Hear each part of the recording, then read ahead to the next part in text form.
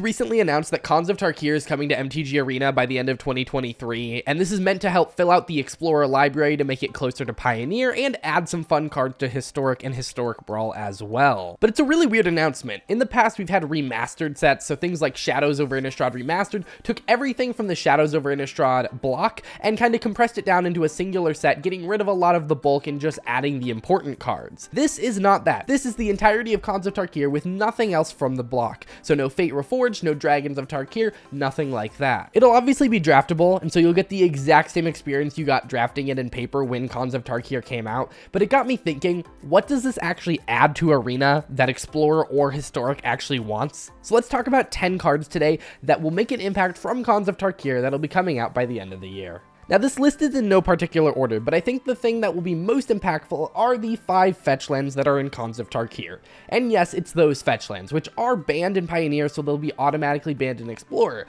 But Historic, we're actually not sure. These could totally be legal in Historic, and they would add a ton of power to the mana base of both Historic and Historic Brawl decks, so it'll be interesting to see if they let those stay legal or if they plan on banning them. Either way, these are some of the best lands that have ever been printed, and most people know that, so them coming to Arena is a decently big deal. It'll push it way closer to modern power level, and it will kind of create an imbalance where we only have 5 of them without the other 5, so it'll be interesting to see what happens with that. But what's kind of weird is that if they do ban them out of Historic, there'll be 5 rares from their brand new set that are banned in every constructed format outside of something like Historic Brawl potentially, so I think they'll be legal in Historic, but I could be wrong. Next up is Stubborn Denial. It's a 1-cost blue instant that says counter target non-creature spell unless its controller pays 1. If you control a creature with power 4 or greater, counter that spell instead. So this card primarily sees play in Pioneer, in Neoform Atraxa, and Aura decks, where you're going to consistently have a creature with power 4 or greater. Aura is obviously used as a protection piece, where you're going to have a big creature, and then this becomes a 1-cost blue counter target non-creature spell, which is really great. And then Neoform Atraxa uses Hooting Mandrills to be able to cheat out Atraxa using Neoform, which means that if you have Hooting Mandrills or Atraxa out, they both allow this to become counter target non-creature spell for 1 blue mana. The spell also sees a decent amount of play in Legacy and Modern, so it could see some Historic play as well, with the decks wanting to have consistently large creatures out on the board.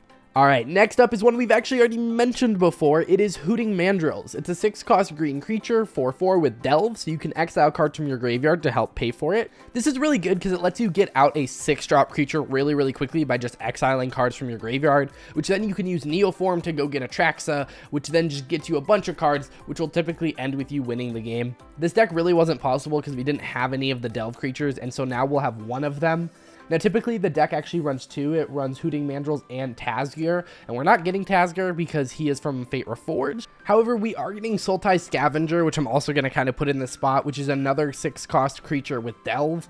It's not going to be as powerful as Tazgir, but it does mean you can have the consistency that Neoform Atraxa does in Pioneer, so that means the deck should be at least like 95% playable on Arena. Following that up, we have Deflecting Palm. It's a red and a white for an instant, and it says the next time a source of your choice would deal damage to you this turn, prevent that damage. If damage is prevented this way, Deflecting Palm deals that much damage to that source's controller. This is seen play in 2 different places. In Pioneer, it was in a Boros aggro deck, but it's kind of fallen out of the meta, so I don't really expect this to see much Explorer play. But in Historic, I could see it seeing some play, because it is played in Modern, especially in the sideboard, for burn decks, allowing it to kind of burn out your opponents if they are playing with big creatures that are going to be hitting you. Either way, I just think that burn decks in Historic may go up on the rise and start using this in sideboards at least to try and have a more consistent win against big creature decks or big damage source decks. Next up, we have Jeskai Ascendancy. It's a blue, a red, and a white for an enchantment that says whenever you cast a non-creature spell, creatures you control get +1/+1 until end of turn. Untap those creatures. Then whenever you cast a non-creature spell, you may draw a card. If you do, discard a card.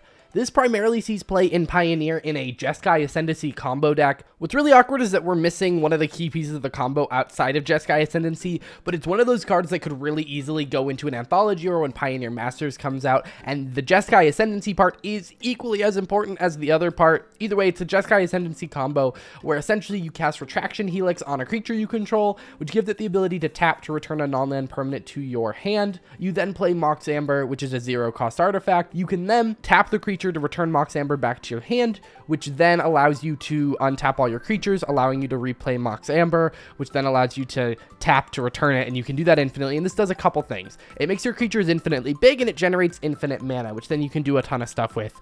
Normally they run Saheeli in the deck to create a lot of creatures. There's kind of a lot that happens with the deck, and we're still obviously missing Retraction Helix, so this isn't a deck you can just go out and build once Khans of Tarkir is here, but this seems like a very obvious include for an upcoming Explorer anthology, which I think will be really fun. Now let's talk about something you actually can build once Khans of Tarkir comes out, that being Narset Enlightened Master. It's a 3 blue, red, and white legendary creature human monk, 3/2 with first strike and a hexproof. Then whenever it attacks, you exile the top 4 cards of your library, and until end of turn you may cast non-creature cards exiled with Narset this turn without paying their mana cost. This is one of the best commanders in Commander because it is just super powerful. Once it hits the board, it has hexproof, so it's really hard to deal with, and then it just lets you cast lots and lots of stuff for free. You know, the most powerful version of this deck probably runs a ton of extra turn and extra combat spells, allowing you to just keep doing this over and over and over again, and then eventually you end up winning. This is just one of those commanders that in Historic Brawl is going to be really, really powerful, and I tried to look at Khans of Tarkir from every aspect of the game that it'll impact.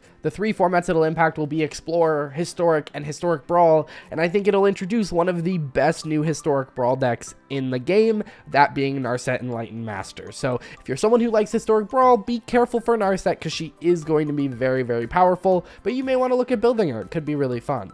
Next, let's talk about something that's also not traditionally for Explorer or Historic, and it is the tapped tri-lands that are being introduced with this set. So they are lands that enter the battlefield tapped and tap for one of 3 colors, and so they are really good in 3-color decks and above, allowing you to have more consistent mana bases. Now obviously we have the Triomes and the lands from New Capenna that are just better than these, but what are really good about these is that they're uncommon, so they allow budget mana bases and budget decks to be a little bit more consistent without necessarily having to have a ton of rares in the mana base. This is really great. It's also good for Historic Brawl where it's singleton. You can only run 1 Triome, and so if you're really wanting to make sure you have consistent access to all your colors, throwing in one of these tri-lands can also be really helpful there. So I think these are just going to be a great pickup for everyone because they are only uncommons, and they allow you to have a little bit more consistency in your budget decks and your Historic Brawl decks, but they're nothing fancy. Following that up, we have a card that will make a splash on the Explorer format, that being Treasure Cruise. It's an 8 cost, but not really, blue sorcery with Delve,